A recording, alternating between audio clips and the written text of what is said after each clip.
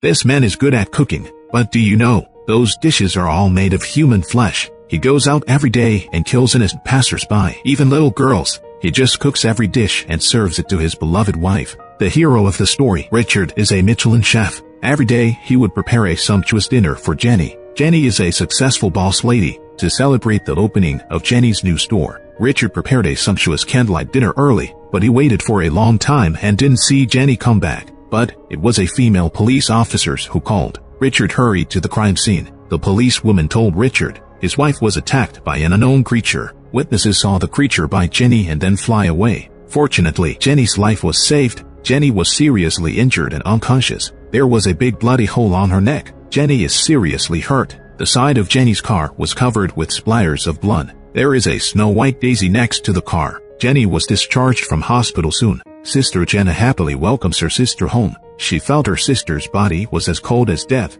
Her normally optimistic and cheerful sister suddenly changed her temperament. Even the way she looked at her husband became very strange. She only took one bite of Richard's carefully prepared meal. She turned around and vomited. Richard and her sister were waiting downstairs. Jenna put her brother-in-law's hand on her and comforted her. I can't come out of the shadows. I believe my sister can't come out too. Jenny likes the dark. She doesn't allow others to turn on the lights at home. Richard can only listen to Jenny, but she has been refusing to eat, drink or sleep. Jenna still suggested sending her sister back to the hospital. She needs more professional care. But Jenny forgot that this was her dearest person in front of her. She started scolding Jenna. Facing her sister's unwarranted scolding, Jenna was very sad. Finally, Jenna packed her things and left the house. After Jenna left, Jenny was crying and laughing alone in their room, which was very weird. Late that night, Jenny's doctor visits for a routine visit. The doctor feels that Richard's mental state seems to be worse than Jenny's. Richard pessimistically said that the woman he loved was dead. Richard handed Jenny over to the doctor and went out alone.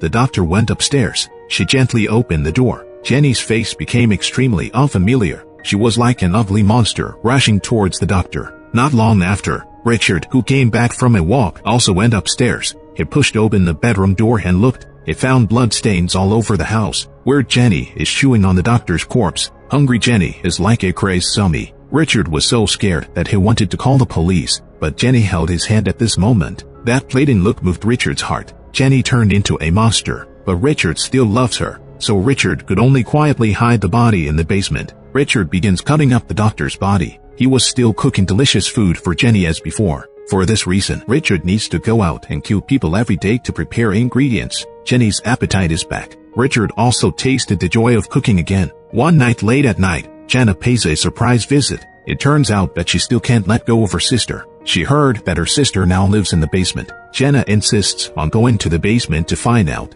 There's not a trace of light in the basement. All she can hear is countless flies flying. Richard doesn't want his crime to be exposed. He hit Jenna directly in the head. She fell into the basement. Jenna was in pain and covered her head. In the darkness, she saw her sister's terrifying face. The basement was filled with screams and chewing sounds. Just like that, Jenna became Jenny's dinner. One day, Richard was out shopping for ingredients. Suddenly, a little girl bumped into his car. The little girl held her injured knee very pitifully. Richard heard that the little girl was an orphan without a family. A sinful thought came to his mind. Richard is ready to take the girl away. Richard lied about taking her to dinner. The little girl thanked him profusely and followed him home without fear. Richard took the little girl to the basement. He asked the little girl to go in first. The little girl looked back timidly. Richard closed the door cruelly. At this point, the female police also pursued here.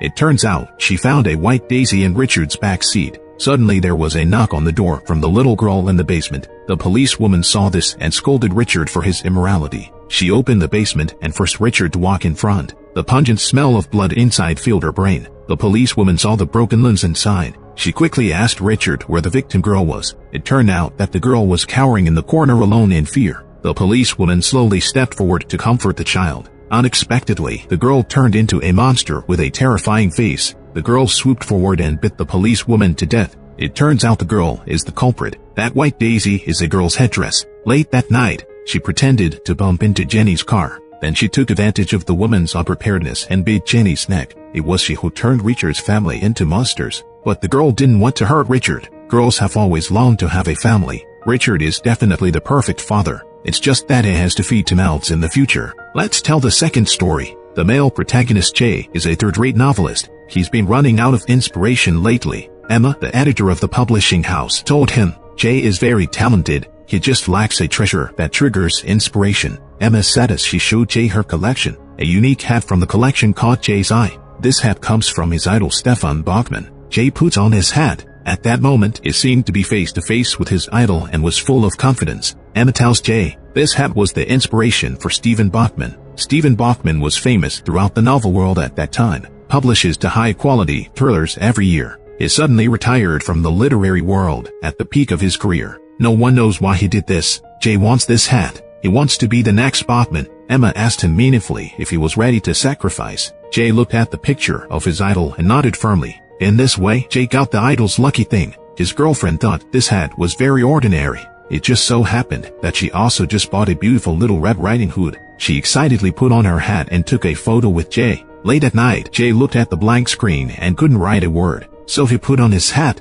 The next moment, Jay felt dizzy. He returned to the computer and inspiration continued to pour into Jay's mind. It didn't take him long to finish typing up several pages of paper. After reading his manuscript, Emma praised Jay as a genius. Jay was very proud of her praise. Emma asked him to write more. This way he can catch up in the footsteps of your idol. Jay returned to the computer and adjusted his hat. He doesn't even need to think and has endless inspiration. The next days, Jay's novel has caused a strong response in society. He started going on TV and giving interviews with celebrities. Jay got a taste of overnight fame, but the bitterness behind his fame is only known to his girlfriend. His girlfriend spends every night alone because Jay locked himself in the study all day long and typed like crazy. His Saturday in front of the computer with his pale pupils open and didn't know how tired he was. Jay finally finished his new work. He walked out of the room excitedly. Jay picked up a bottle of milk and drank it in one gulp. He's never been so horny. Jay's girlfriend sat a little angry. Jay's girlfriend sat angrily. He has been in the study for 3 days without eating or drinking. His girlfriend hears the noise of Jay typing on the keyboard every day and can't work at all. Jay could only give a few words of comfort perfunctorily. Then he buried himself in the study again. No way, his inspiration came again.